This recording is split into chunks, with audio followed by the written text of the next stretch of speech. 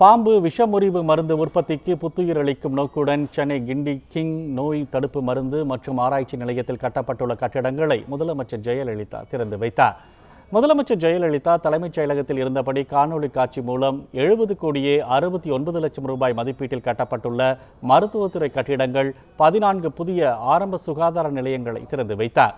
அரியலூர் மாவட்ட அரசு தலைமை மருத்துவமனையில் 2 கோடி ரூபாய் மதிப்பீட்டில் நிறுவப்பட்டுள்ள சிடி ஸ்கேன் கருவியின் சேவையையும் துவக்கி வைத்தார்.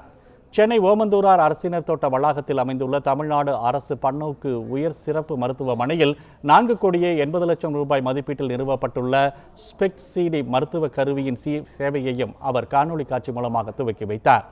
இந்தியாவிலேயே தலைசிறந்த ஆய்வுக்கூடங்களில் ஒன்றான சென்னை கிண்டி கிங் நோய் தடுப்பு மருந்து மற்றும் ஆராய்ச்சி நிலையத்தில் பாம்பு விஷமுறிவு மருந்து உற்பத்தி கடந்த 2000ஆவது ஆண்டு முதல் நிறுத்தப்பட்டிருந்தது.